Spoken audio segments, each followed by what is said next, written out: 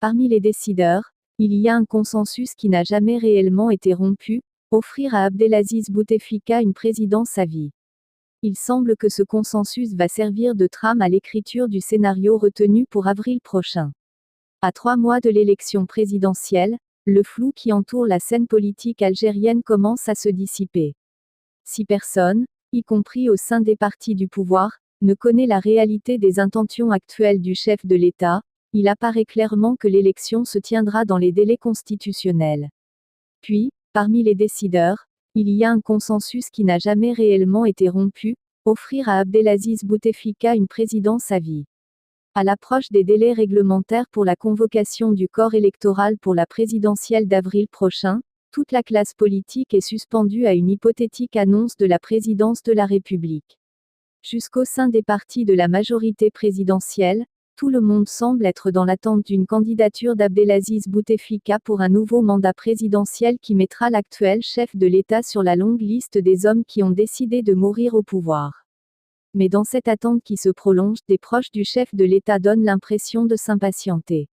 Nous sommes en train d'attendre, affirmait Ahmed Ouyaya, le 29 décembre dernier. Nous respecterons toute décision qui sera prise par le président de la République, a indiqué, en écho, Moad Bouchareb, secrétaire général du FLN. À Margoul, qui a fait de la tenue d'une conférence nationale de consensus un sacerdoce durant près d'un mois, joint sa voix au cœur en vogue dans les sphères du pouvoir. Le président de Taj a insisté, lui aussi, sur l'appel lancé au chef de l'État pour se représenter à la magistrature suprême. S'il n'a rien dit de ses intentions par rapport à l'élection d'avril prochain, Abdelaziz Bouteflika, ou son entourage, a adressé plusieurs messages à la classe politique ces derniers temps. Il a notamment envoyé un discours virulent lors de la rencontre entre le gouvernement et les Wali où il accusait des partis qu'il n'a pas nommés de réduire les enjeux du présent et de l'avenir au changement et à la succession des responsables et des personnes et d'entreprendre pour des raisons obscures de propager cette idée. Dans le même sillage et comme pour s'inscrire dans la durée, Abdelaziz Bouteflika, ou son entourage, écrit que nous nous apprêtons, dans l'étape à venir, à aller vers un processus dont les enjeux sont le défi de la qualité, l'efficacité économique et l'intégration du développement durable. Ce discours a été conforté, dimanche, par un long communiqué du ministère de la Défense nationale où l'institution militaire fait mine de ne pas se mêler de politique. Un discours de neutralité que beaucoup ont interprété comme un quitus donné à l'actuel chef de l'État dans sa quête de demeurer au pouvoir dans les mois à venir. Si tous savent que le seul handicap qui peut empêcher Abdelaziz Bouteflika d'aller au bout de sa logique est son état de santé, personne n'ose se hasarder à faire une quelconque annonce à sa place.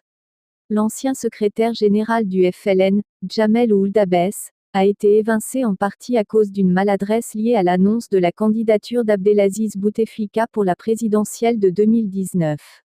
L'annonce, faite lors d'une rencontre à l'VPN, avait été reprise par une bonne partie de la presse mondiale.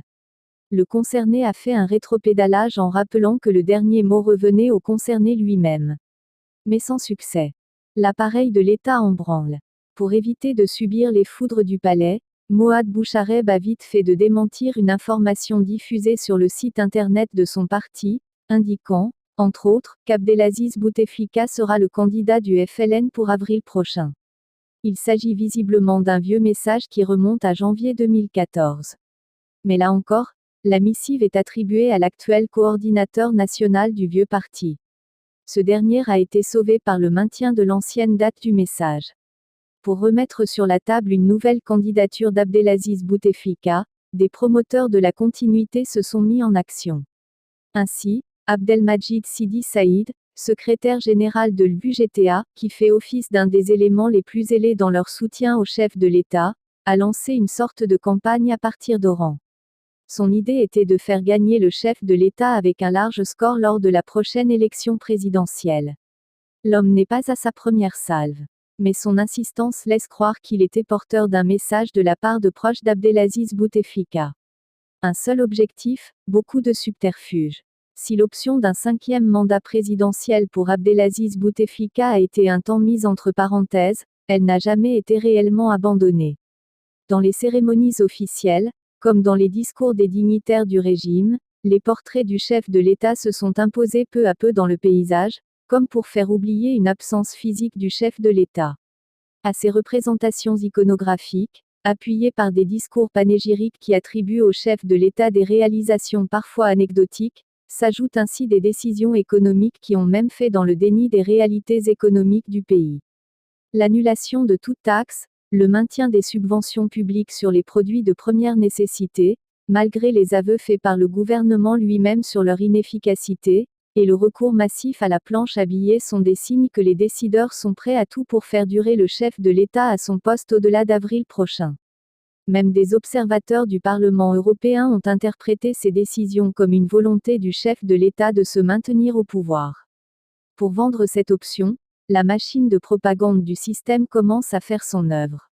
Certains expliquent qu'à cause de l'absence d'un consensus autour d'un nouveau candidat du système, Abdelaziz Bouteflika est un choix par défaut. D'autres avancent que Bouteflika se sacrifie pour le pays. Une manière de dédouaner le locataire d'El Mouradia qui a toujours rêvé d'un seul chemin, celui qui mène d'El Mouradia à El Alia. Ali Bouklef.